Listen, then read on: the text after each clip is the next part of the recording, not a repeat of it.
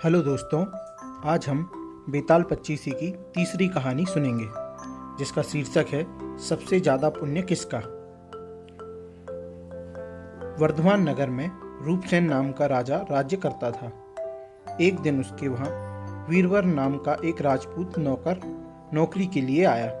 राजा ने उससे पूछा कि उसे खर्च के लिए क्या चाहिए, तो उसने जवाब दिया 1000 तोले सोना।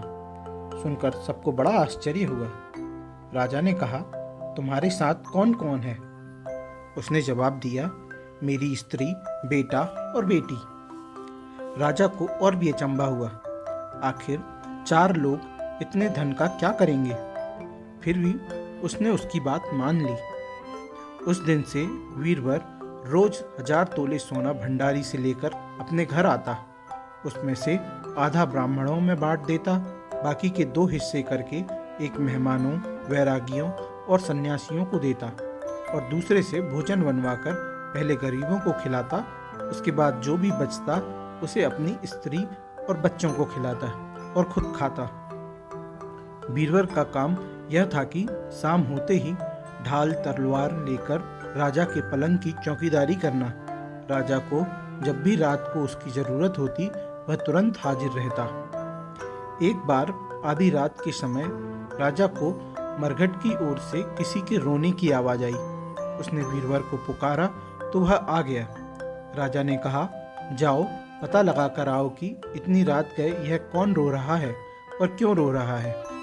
बीरबल तत्काल वहां से चल दिया। मरघट में जाकर देखता क्या है कि सिर से पांव तक एक स्त्री गहनों से लदी कभी नाचती है, कभी कूदती है और कभी सिर पीट पीट कर रोती है, लेकिन उसकी आंखों से एक बूंद भी आंसू की नहीं निकलती। बीरबल ने पूछा, तुम कौन हो, क्यों रोती हो? उसने कहा, मैं राजलक्ष्मी हूँ।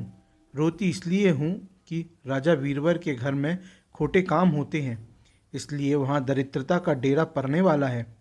मैं वहाँ से चली जाऊँगी और राजा दुखी होकर 1 महीने में मर जाएगा। सुनकर बीरबल ने पूछा, इससे बचने का कोई उपाय है?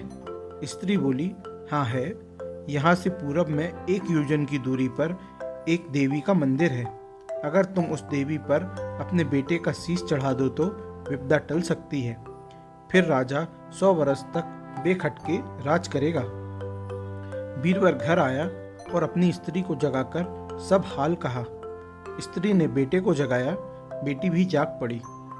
जब बालक ने बात सुनी तो वह खुश होकर बोला, आप मेरा शीश काटकर जरूर चढ़ा दें। एक तो यह आपकी आज्ञा है, दूसरा अपने स्वामी का काम, तीसरा यह देह देवता पर चढ़े, इससे बढ़कर बात और क्या होगी? आप जल्दी करें। बीरबल ने अपनी स्त्री से कहा, अब तुम बताओ। स्त्री बोली, स्त्री का धर्म पति की सेवा करने में है। निदान 4 लोग देवी के मंदिर में जा पहुंचे। बीरबल ने हाथ जोड़कर कहा, हे देवी, मैं अपने बेटे की बलि देता हूँ। मेरे राजा की उम्र 100 वर्ष की हो। इतना कहकर उसने इतने जोर से तलवार मारी कि लड़के का शीश धड़ से अलग हो गया। भाई का यह हाल देखकर बहन ने भी तलवार से अपना सिर अलग कर डाला। बेटा बेटी चले गए तो दुखी माँ ने भी उन्हीं का रास्ता पकड़ा और अपनी गर्दन काट दी। बीरबल ने सोचा कि घर में कोई नहीं रहा तो मैं ही जीकर क्या करूँगा। उसने भी अपना सिर काट डाला। राजा को जब यह मालूम हुआ तो वह वहाँ आया। उसे बड़ा दुख हुआ कि उसके लिए 4 प्राणियों की जान चली गई। वह सोचने लगा कि ऐसा राज करने से धिक्कार है। यह सोच उसने तलवार उठा ली और जैसे ही अपना सिर काटने को हुआ कि देवी ने प्रकट होकर उसका हाथ पकड़ लिया। बोली, राजन, मैं तेरे साहस से प्रसन्न हूँ। तू जो वर मांगेगा सो दूंगी। राजा ने कहा, देवी, तुम प्रसन्न हो तो इन 4 को जिंदा कर दो। देवी ने अमृत छिड़ककर उन 4 को फिर से जिंदा कर दिया। इतना कहकर बेताल बोला, राजा बताओ सबसे ज्यादा पुण्य किसका हुआ? राजा बोला, राजा का। बेताल ने पूछा, क्यों?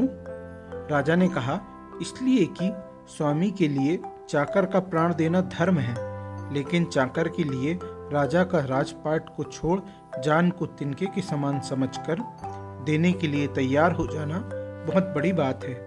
यह सुन बेताल गायब हो गया और पेड़ पर जा लटका।